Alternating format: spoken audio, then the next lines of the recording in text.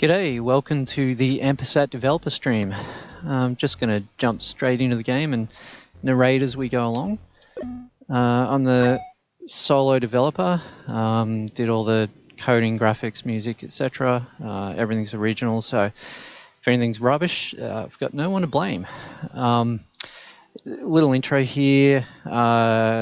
The long and short of it is big bad guy, Lord Z, has stolen language from this little fantasy village of Gentilheim, and you've got to go and get it back. Basically, you've got these 5 towers here, and before you can get to the tower, you've got to defeat the dungeon underneath to unlock the tower. And each level, you free a letter that comes back to the town and repairs their language. You'll see in a moment what that looks like in the game. It's been described as very weird. Basically, the little townsfolk are bereft of language. So you can see the dashes replace the words that are missing. Normally that would show their name, and in here they're trying to talk to you, and they can't. By the way, we just skipped past the instructions. You can access them again from the help here. There are a couple of important things that you may not pick up otherwise. It's only a couple of pages, so it's worth having a look. Not a big fan of tutorials, so I didn't put a forced tutorial in. Here we are in the town hub of Gentilheim. There's a whole bunch of stuff you can do here. You can upgrade and evolve the town, and that comes into play later in the game. But I'll explain a bit more about that later. I'll pop back here between levels. For now, I'm going to go to the ice tower. There's, like I said, 5 towers. You can access any of them at any time, though it's non-linear in that sense. And you can also go back to levels that you've completed before. So you'll see here, you'll unlock these and then you can jump in. At the end of each dungeon is a boss. Killing that unlocks the tower above, and same at the top of the tower, there's a boss in each one. This is the ice dungeon. These are a little more explory, the ice ones. They're kind of the largest ones. You can hit tab to bring up a mini-map, and that gets revealed as you go along. And you can notice there's maybe something a little secret behind me, but I won't go into that too much. Leave that to be discovered. But every dungeon level has a secret chest hidden in the level. So that's a little clue. First thing you'll notice is the bad guys here, they're S's, which many people think is bizarre. And your own character is an Ampersat. Ampersat is the semi-official name for the @ symbol. The AND symbol is called an ampersand, so the @ symbol, Ampersat. Which makes sense. But why the hell are they letters? Well, when I first thought of this game, the original idea was to combine the original Rogue games, the visual style of them, with a newer kind of 16-bit but brought up to modern 3D. So the Rogue games, when they first made those, they only use the ASCII character set. So basically anything you see on the keyboard, that was all they could use to make graphics. So walls were hash marks and things like that. And all the enemies were just letters. So an S was like a snake. R's were rats, things like that. And, it's quite effective. And even today, they're cool to go back to. So that's what it is. And the reason they're flashing yellow is they know I'm here. These guys are Skullgeists, and they have telepathy, so they know I'm here and they can't get to me, so they're flashing angry. Let's go kill some. As you can see, it's kind of a twin-stick shooter in action style, but you also have melee, so it's both. That there is potion. I didn't want to have inventory for potions. I'd rather they'll just kind of an immediate thing. But since I'm at full health, I'm going to leave that there and come back later if I need it. This thing here is a spawner or generator. and it spits out enemies until you destroy it. The little R's are Rancidians. They're kind of these zombie kind of creatures that if they hit me, they're going to poison me. So you can see I've turned green now, and I'm poisoned.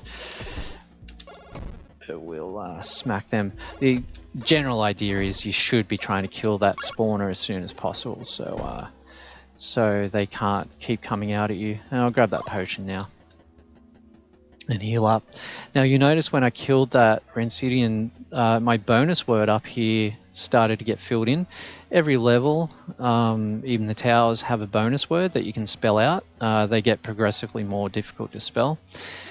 The way you fill in a letter, you can't just kill the enemy, you have to kill them with a melee attack to kind of capture their letter and add to that bonus word. And hopefully I'll be able to complete that and you'll see what happens. Alright, I'm using a mixture of melee and range. Range is kind of the safer option because you can obviously dodge them, but melee is a lot stronger and you can knock them back. And when you knock them back, when you hit them, they can't hit you for a short period, depending on the creature. Some are more affected by it than others. So it can be somewhat defensive. And you have a dash. You're invulnerable while you're dashing, which can really help. You can basically dash into a bad guy and then wail on them. Now he got scared. I hit him down to low health and he ran away. That's why he was flashing red. See, the ice wall reappeared then. Rightio.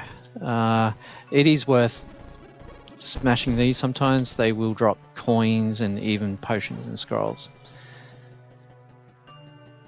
On ranged attacks, you'll see at the top I've got... Ooh, that guy got me.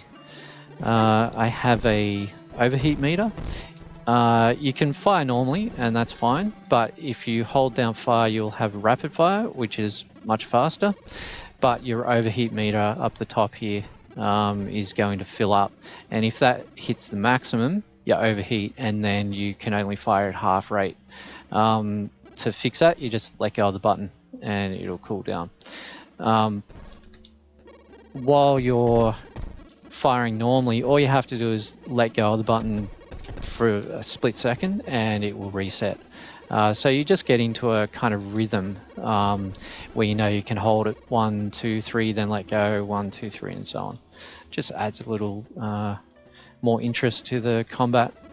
Now these little acolytes, I've got to get one for my bonus weapon, my bonus word, so there we go, I got the A by killing him with melee. And I'm just going to dash through and get him. Oop, coin, beautiful. Coins you can use to buy gear and upgrade the town. There is a fair bit of depth to the game. It's not just a shooter. As you can see, we've got a full inventory system. You can craft things with gems.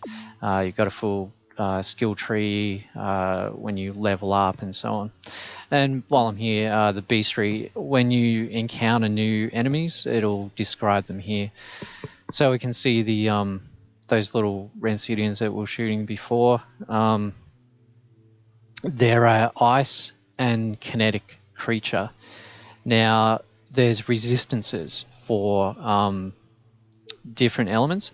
So you can see across the top here, my resistance for kinetic is 0. Well, they're all 0 currently. These creatures will likewise have a resistance. So if it's an ice creature, it'll resist ice damage. And you can see here, I'm currently not doing ice damage, but I'm doing 8 kinetic. It's got some kinetic resistance, so it's going to reduce some of that damage I'm doing to it. But the opposite is true. So this guy, the Skullgeist, is a chaos creature. They're weak against kinetic. So I'll be doing extra damage to the Skullgeist if I'm using a kinetic weapon. So you have a real, they're kind of bosses and more advanced creatures later.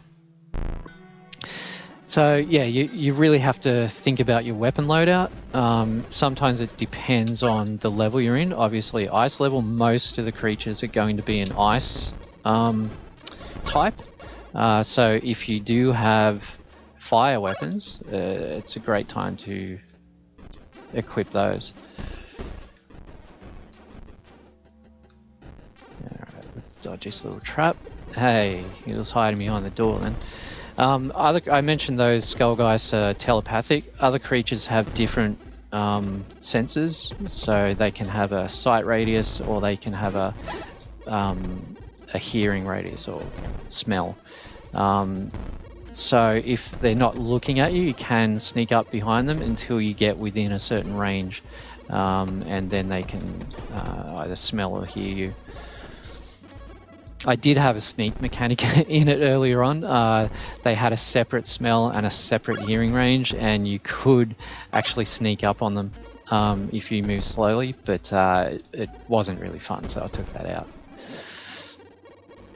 Alright, you can see I haven't taken care of that spawner, so these are just keeping coming out, and he's hit me and stunted me. That's a status effect that means you you can't gain XP while you're stunted. There's a whole bunch of those status effects. They're here on the last page of the help, and it shows you them all. Some are pretty evil, and you can see here my resistances. So I've got a 20% natural resistance to each of those, but you get items or perks that increase those. And some are nasty, like stone means you can't move for a while, fear means you can't attack for a while, silence means you can't cast spells, and so on. They come into play later in the game massively. In fact, your resistance is kind of the determining factor of whether you're going to live or die in some situations. You'll notice that spawner had a shield around it. I couldn't hit it. Some of them do that until they've spewed out a minimum number of enemies, and then the shield drops. I've been ignoring this here. So that's an item that one of them dropped. They drop random items, and that's a bit of armor. Westelli's Faded Cowl. So we're going to equip that. It's marked as new. Oh, and I got the face guard I didn't even notice before. That's pretty cool.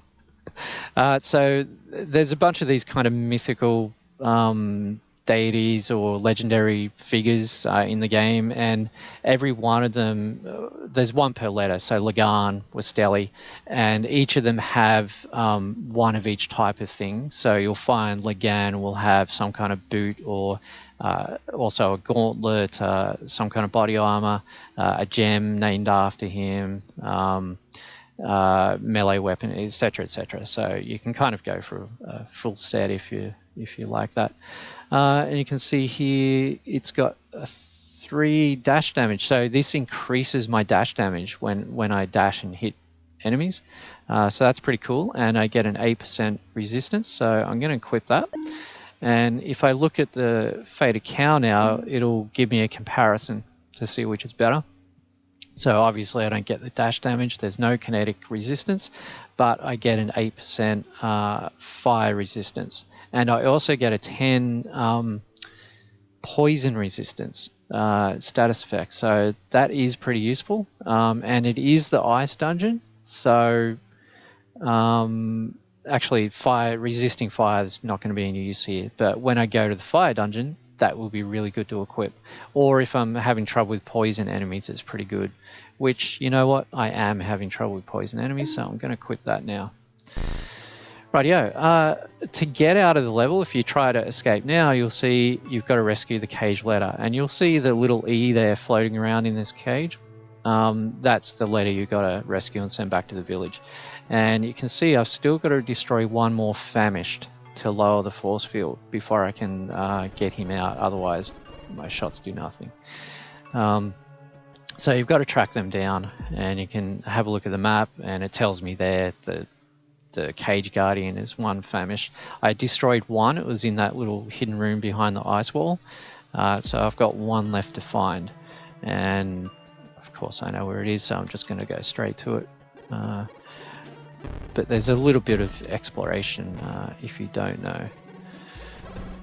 Now again, I should be dashing in and destroying that generator as soon as possible. That little beep there means I just went up I can go up a level now. My XP hit the level cap, and so now if I go back to the village and rest at the inn, I'll be able to go up a level. Alright, they're in here. Here they are. Little buggers. Got them. And I got the bonus word. That was the last letter I needed for the bonus word, the F. So luckily I killed it with melee. I'll just kill this generator because it's spewing out guys to bother me. So yeah, when you complete your bonus word, this guy's gotten brave again. I hurt him enough that he ran away, but he resolved his steal and came back. Anyway, when you get your bonus word, you get a chest, which is pretty handy. And what's in this?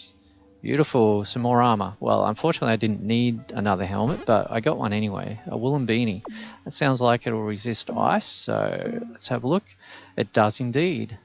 8% ice resist and 15% stunt resist. So let's equip that. That's going to be better in this situation. Nothing in there. Alrighty. And for those OCD viewers, oh, excellent potion. OCD viewers who noticed that I wasn't picking up the gold, it was because I intended to come back and pick it up. Rightio, and now we're at the cage, and force field's down, so we can destroy that. Beautiful. The E goes back to the village, pick up that health potion, and down we go, journey on. Now for this stream, I'm just going to pop into each of the dungeons so you can have a little look at it, but so I'll retreat now. Just kill one last thing, and off we go. And we're back in the village, and we want to rest at the inn to go up a level. There we go, we gained a rank. And every level you go up, every rank, you get a perk credit. You don't have to use it straight away, you can store them up, but each one allows you to pick a perk here. So this skill tree is really modular. Once you pick one, it'll unlock any adjacent ones. So if I pick that one, that'll unlock. If I pick that one, it'll unlock the ones left and right and ahead. Until you get out to the outer rims here. If I pick that one, it only unlocks the final one on that spoke. So that's where you start to specialize. But for example, I could come up here, unlock this one, then come across here. Instead of traveling out this way, you can travel around. And also if you complete one of the rims, one of the circles here, you get a bonus perk as well. So they're quite powerful, those perks. For now, I mean, you can go for health early, a lot of people do. I'm not a fan of that. I actually like to usually get weapons, but very first one I'll go for speed. I like a bit of extra foot speed, so I'll grab that, and it does give me a little extra damage. So I'll gain that perk, and you can see it's unlocked this one next. The spokes here are themed, so up the top is health and resistance. Different elemental resistances or status resistance along with health, and then over here are kind of ranged. These are utility, so speed, XP gain, things like that. Here are ranged is coming down these two spokes. This is primarily damage, and these are other aspects like fire rate and speed. In the middle is kind of a mixture if you want to go for a kind of a warrior mage feel. And then over here are melee. Melee builds are viable as well. You can get a really strong melee build. There are a couple of bosses that are more difficult because melee is not great against them. But other bosses are way easier when you're a super melee tank. So yeah, they're equally viable going ranged or melee. Okay, the other thing about the inn, you can actually see what he's trying to tell you is starting to be unlocked now. We rescued that E, So it's a bit like Wheel of Fortune. It will slowly get revealed what he's trying to tell you, but I'm going to spoil you of what he's going to tell you here. Basically, you can see here you can stash gold, which I'm going to do, and now it acts kind of like a bank. You can come back and take that gold. Reason is it has a little similarity to roguelikes in that sense, where if you die, you get punished. You will lose a chunk of your gold. It's a random amount, but it's between like a third, roughly around a third, along with it's about a third of your XP, and the gold, I think it's like between a quarter and a half, something like that. Anyway, you lose a fair chunk. So saving it here means you won't lose it if you die. And if you upgrade the inn, you renovate it, you can store more gold. You can eventually store thousands in here. And that's what he's trying to tell you.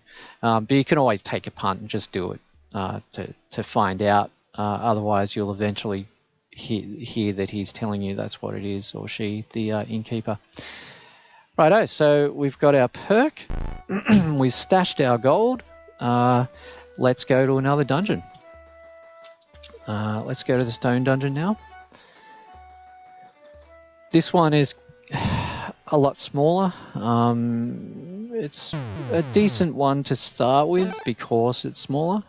The only thing is you have kinetic weapons, and they're mainly kinetic creatures in here. Oh, that was rude. Can't get through there. You can see here it's quite small, and it's already visible, most of it. These guys are little carrion crawlers. They slowly inch their way towards you. That potion is resistance, which is great. So normally they poison you, but because I had that resistance potion, I'm pretty much immune to poison, so I can just wail in on them. Oh, I just picked up a spell I noticed there, so let me go and equip that now.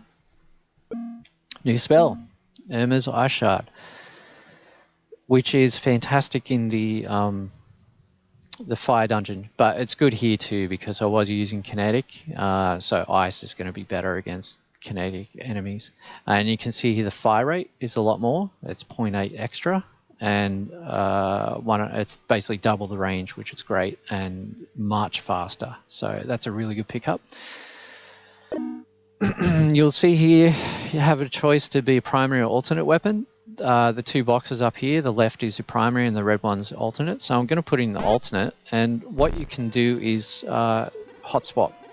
Those guys have seen me now, so they're coming back. So I'm going to hot swap to that ice shard that I just got, which is the same weapon they're using actually.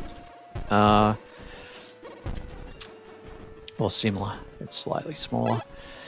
There we go. So yeah, hot swapping, you can switch at any time, which can be really useful if you're up against enemies that some are of, say, fire type, some are of ice type or chaos type. You can equip your loadout to be good against both of them and just switch between them on the fly. So that can be really handy. And you saw there the shield just dropped on that spawner. The other useful thing with hot swapping your alternate weapon is you can... Some weapons are kind of weak, but they have rude. They have a special effect, like they'll make the enemy vulnerable or poison them, etc. So you can equip that weapon, hit them with the status, so make them vulnerable, and then instantly switch over to the high damage weapon. So yeah, it can be a really useful tactic. Oh, there's the elf. He noticed me already. It's because I shot near him. Okay, now this guy, he dodges shots, but he can only dodge once a second or so. So you can lead him into shots, basically. But the other way you can do it is dash in and wail on him. That's the best tactic for dodges, which worked really well. You can see I've almost finished my bonus word, so I just need an acolyte. And there's none around, but one may spawn. So I'm going to let them spawn up the top there. I'll kill this spawner, and then I'm going to get him for my bonus word, which I did, and now I can kill that spawner. And I can mop up these little carrion crawlers down here. I'll go get my gold here, beautiful. And the chest. What do I get? Oh, nice sword. Krass's bastard sword. Excellent. Okay, because the rusty short sword that you start with is garbage. Let's be frank. So this, as you can see, 1 extra kinetic damage, 3 extra chaos damage, which is really handy. More knockback, better attack rate, and destruct damage. I'll explain that a little bit later. Chaos damage is special. Chaos damage is semi-random. It'll do between 100% and 200% and 50% of the stated damage. So I can do as much as 6 or as little as 1.5 for every hit that I do with that. Your elemental damage stacks as well. So I'm actually doing 13 damage total here. The 1 fire damage is coming from that perk that I got. So it all stacks up. So I'm doing 9 plus 1 plus 3, so 13 total. But with their resistances, that will reduce it accordingly. Rightio, so Bust Sword, way better reach, faster, excellent, happy with that. You get a wide variety of weapons through the game. You know, there's giant size, warhammers, some crazy stuff as well. Okay, obviously that's bad news. Something's going to happen here. You can see it's a bit of a little puzzle here, so I'm going to go back to town. The puzzles aren't incredibly taxing in the game. You know, it's sort of Zelda-ish, especially that that dungeon. But they just add a little variety, a little interest. So I'll stash that gold, 300. Now I'm actually saving up for something. This well here costs 500 gold to open, and that's what I'm going to do before the end of the stream, because that is a whole new area that really puts an extra spin on the game. But I'll get back to that. I could instead go and buy some weapons. As you can see here, or spells. As you can see, you don't know what the hell you're buying. Until you return enough language, you can't see what you're buying except for the picture here. So it kind of adds a little gambling element here. You don't quite know what you're getting. You get some hints, like it'll tell you what type of thing it is. This is a melee weapon. That's obviously a staff, and that's a spell. And the green arrow indicates it's better than what you've currently got. So that's better than your current staff. That's better than your current spell. But you don't know exactly what it's going to do. Obviously, it looks like a poison cloud, so it probably does a poison thing, but what else does it do? So yeah, that's some people won't like that, but I think it's pretty unique and interesting. It's fun to kind of learn along the way. It's a little bit like the old rogue games. You would pick up a weapon, and you wouldn't know what the hell it did unless you identified it. You have like an identify scroll, or a shop could do it for you, and then it will tell you what the weapon does. But that was even nastier because some of them could be cursed, and they actually hurt you, and you can't remove them until you dispel a curse. So I'm not that evil, just slightly evil. By the way, I'll explain on the go so I don't hold things up, but I'm going to go down to the chaos dungeon now.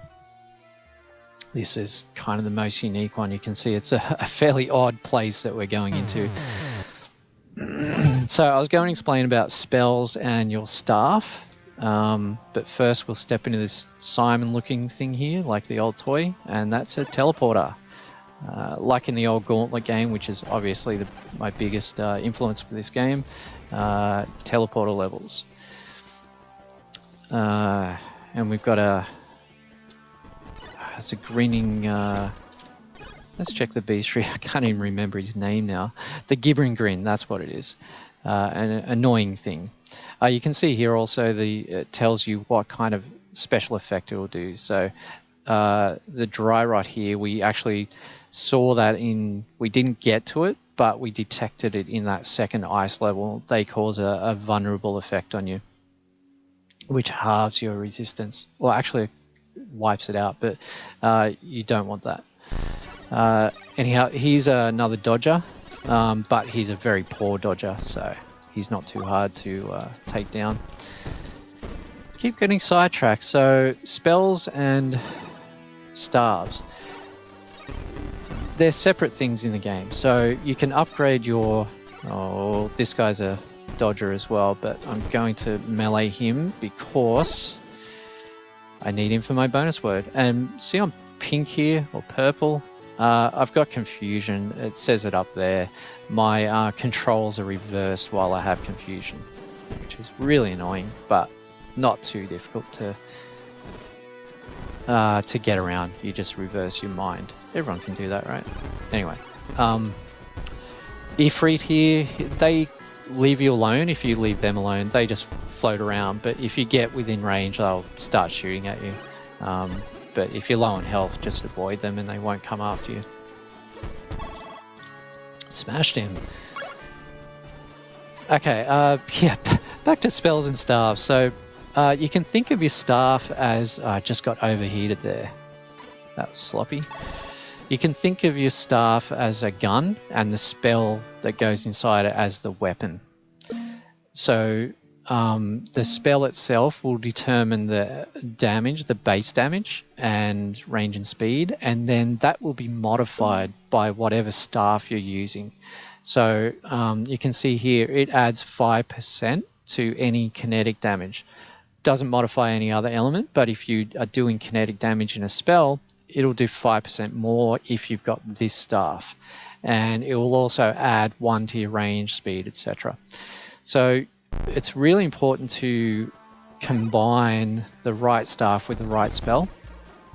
So you can have a staff that actually reduces the damage you do with ice spells, for example. So obviously you don't want to use that with an ice spell. And likewise, you can make up deficiencies in spells by using a different staff. For example, if you have a spell that's really slow but powerful, get a staff that's really fast, like adds a lot of speed, and then you've suddenly got a really powerful, really fast spell. I just picked up some armor back there, so I should go and equip that. Body armor, excellent. And that's what I mentioned before, that's Lagan's Brigandine. So I'm actually going to put Lagan's face guard on now, and I'll stick on his Brigandine as well. You don't actually get a bonus for a set, but it's kind of cool thematically. Rightio. So hopefully I find another... you bugger. Well, I've almost got my bonus word. I just need one of those grins. Gibbering grins. Alright. By the way, the region is meant to look garish and annoying. Oh, okay, I'm gonna... Yes, got him. And you'll notice there, when you dash and do extra dash damage with this, with that helmet that I got, it actually was enough to kill him just dashing into him. And dashing counts as a melee attack. So that counts for getting your bonus word. Oh, beautiful, brass knuckles. Piercing knuckles. Okay, that's armor. But it doesn't actually protect you. What it does is adds melee damage. So it'll actually add 5 melee damage. So this 9 is going to go up to 14. And 3 extra dash damage. And 30% critical chance for melee. So that's excellent. Does nothing to help defend you, but it's unreal for melee damage, for a melee build. So that's very cool.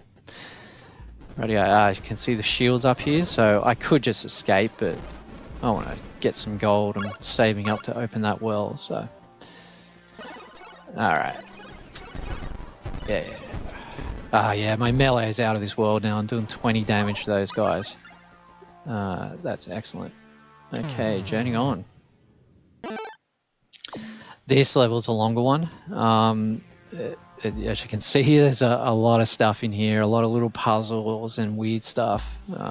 It's pretty cool. And you can see the invisible enemy there. You can see by its shadow, and you can see a faint outline, and then now and then it will become visible again. But they can be really annoying if you're not on your guard. You can see my dash damage is massive now. I was doing 14 just from dashing into them. Or 7 in that case. It's random, semi-random. Rightio. Back to the town. So I've just got a couple more dungeons that I'll give you a look at, and then hopefully have enough money to open that well. Just went up a level. Since I'm saving up money, I'm going to grab this perk, which increases my GP gain. Grab that, stash my gold, 350, so I need another 150. Just before I will explain. No, I'll explain them when I come back next. First, I'm going to go to this dungeon. This is a special dungeon. It's different to all the others. The big thing, it's got a big warning here. You cannot retreat, so you can't come back. Once you're in there, the only ways to get out is to quit the game, complete the dungeon, all 5 levels, or die, which I'm going to do. And I mentioned that you get penalized for dying. That's why I'm doing it now, because I just went up a level, so my XP's not that high, and I've got no gold anyway. So actually I'm going to play recklessly here, let them hit me a bit. I'm poisoned, so that's cool. But I really like this dungeon, the incubator. It's just the theme of it. You can see it's fairly dark, but it'll light up along the way as you hit these flares that'll light it up. But it can get kind of spooky when there's no flare around and the enemy's really hard to see.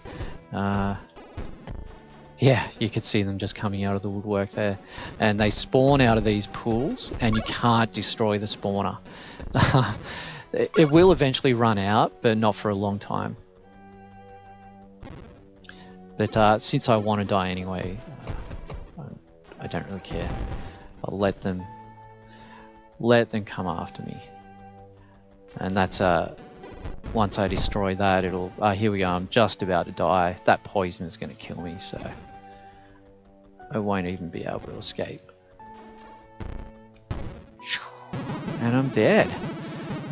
There we go. So it'll show how much I lose. I lost only 11 gold in this case, so that was pretty good. Worth it, since I started with 0 anyway. So I'll just stash that measly 9 gold. Now I need 135 gold. And I'm going to go into the fire dungeon and hopefully get enough in there.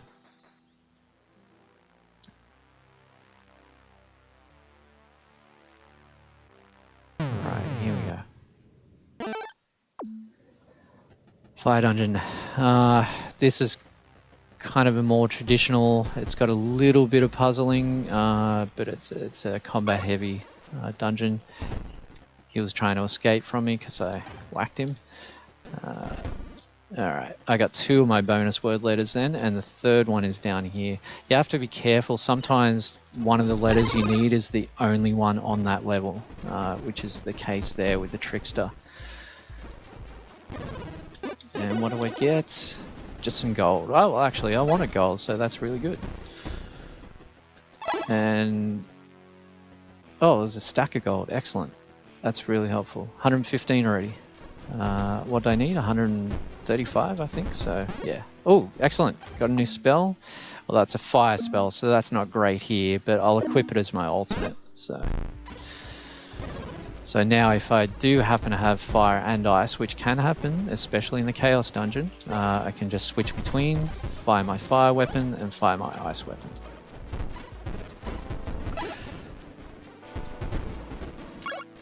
That melee is excellent now.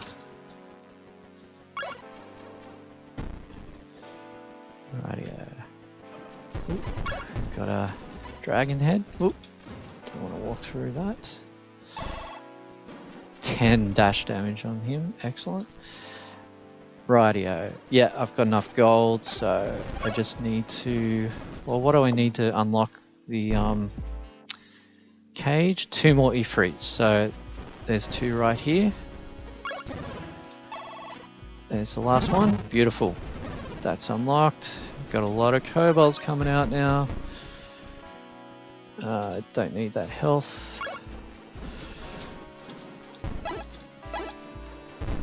Sleeping at the inn also heals you, so if you're low at the end of the level, it's not a problem. Just run back to the inn.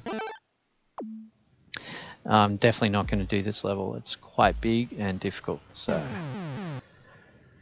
back we go. I forgot to explain about these statues. A lot of the stuff you do in the town here counts for the end of the game.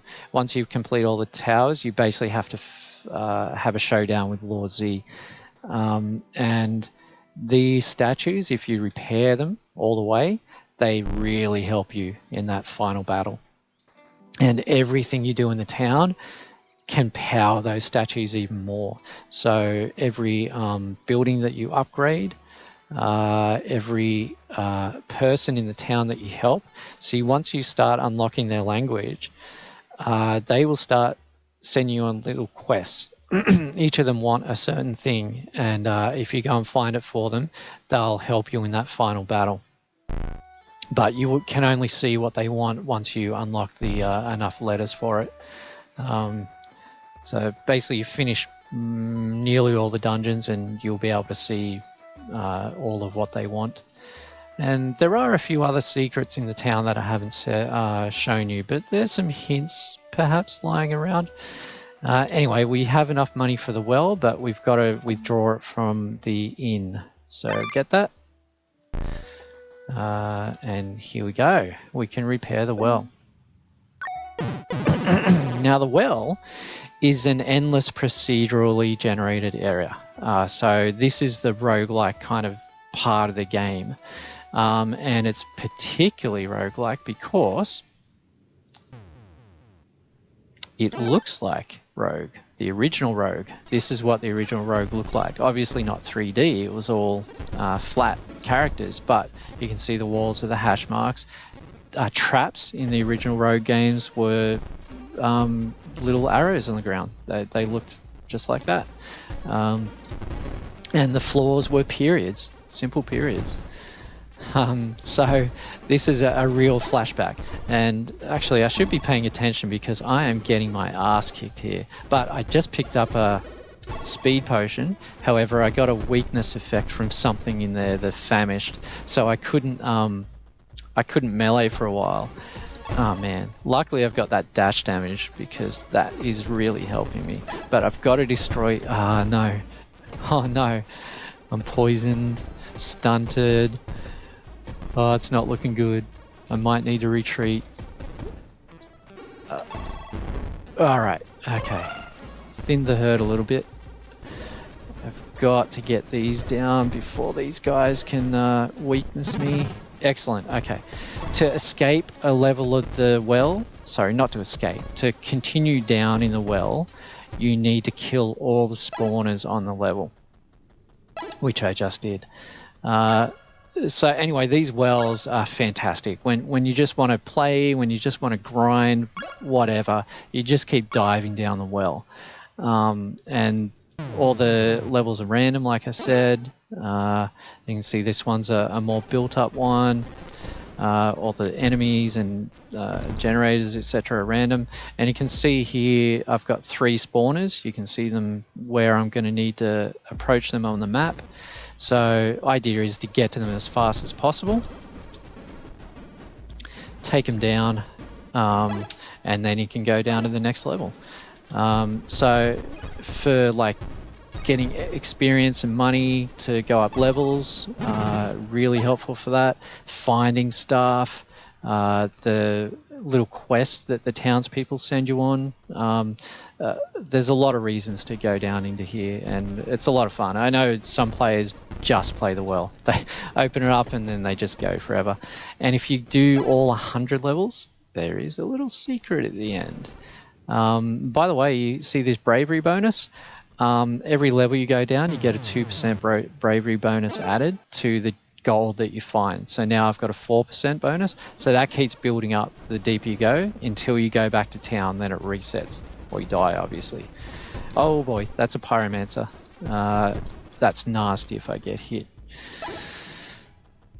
Yeah, you eventually get very strong enemies down here. It can be very dangerous. So anyway, I'm going to go back to town because I'll be dead pretty soon. But as you upgrade the well, you can start at a lower level. So if you're making the run to 100, which is really, really difficult, you can start from, I think it's level 50 or 60 or something. Still super difficult though. Anyhow, that is Ampersat. I hope you enjoyed the little look at the game. Hopefully I didn't forget anything critical to tell you. There is a free demo of the game, so it's got 1 or 2 levels in it, and a couple of bits of equipment to play around with, so you can have fun with that. Actually, there is one little thing that, well, 2 things that I forgot to say. No, actually, 3 things. I'm so forgetful. Anyhow, first thing is gems. I don't think I picked any up, but if you're lucky enough, you can find equipment that have a free gem slot. And if you are lucky enough to find a gem, you can augment the equipment. So gems will add things like extra damage, extra resistance, all kinds of stuff, extra speed. And if you put it on anything, like you can put it on this helmet to give you extra damage. It'll still count. So yeah, you can load up your favorite equipment with gems to make them even better. You can never remove the gem though, unless you sell the equipment or destroy it. And destroy is something that I should mention too, because you can, if you get into real trouble, you can destroy your weapon. It's not something totally recommended, and I've totally forgotten the key to do that. It's C. Okay. Yeah, so your weapon will actually be destroyed, but it acts as a smart bomb, and you can see that bar on the right. Once that hits the top, it's going to explode. Boom. So it destroys, not destroys, but well, pretty much kills everything on screen. It does a certain amount of damage to it, and that damage can be a lot. Weapons that you can't destroy your starting weapons, but all the others will have a destruct rating. So I'm just going to buy that so we can see it. So the chill dirk here, destruct damage, it'll do double. So whatever damage you're doing, your entire damage here for melee, it'll do double that. And you can also destruct staves, except for your starting one. So yeah, it'll do, what do we got? 15, 16, it'll do 32 damage to a wide radius. And you can also increase that destruct multiplier through certain armor. Will increase it, and certain perks will increase it as well. So this one, the Destroyer, 400% extra destruction damage. So you can do enormous amounts of damage, like hundreds of points of damage, which will kill not quite a boss, but pretty close. A couple of them would, but you do lose the weapon for good. But it can be worth it if you're in real trouble. There you go.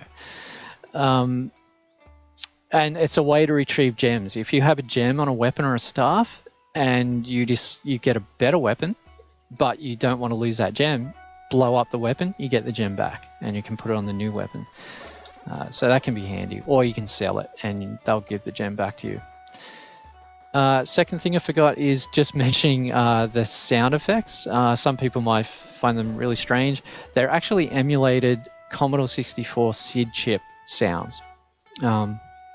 I thought it'd be interesting to contrast chip sounds with the kind of more natural music in the background. And hey, I like it. SID chip is my favorite game music chip ever. It's just brilliant. So the other thing I forgot was, co-op. There is a co-op mode. So it's local co-op. Unless you use Steam Remote Play, and then you can do it online as well.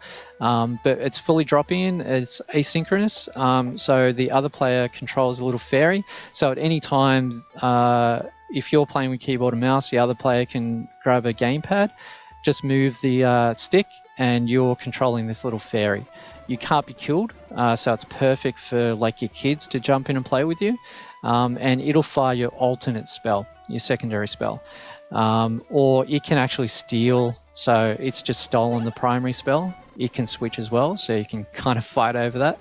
Only disadvantage is, well, one, it only does half the normal damage, or a reduced rate of the normal damage, and it contributes to your overheat. It won't overheat, but if you're shooting, you'll overheat faster if they're shooting. So small disadvantage, but you can manage it. You both have to stop firing to reduce the overheat as well. But it's a fun little addition for particularly, like I say, kids. They can jump in. Doesn't really hurt you for them to be shooting, and it can help you. You know, you can he or she can guard your rear while you're attacking. So that's a fun little addition there. What was the other thing?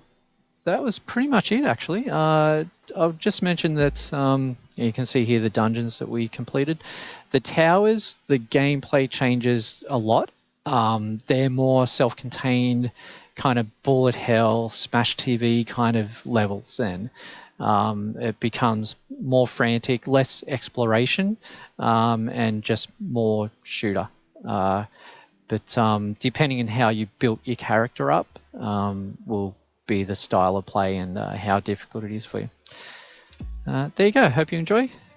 I'll jump back to the main screen and say goodbye.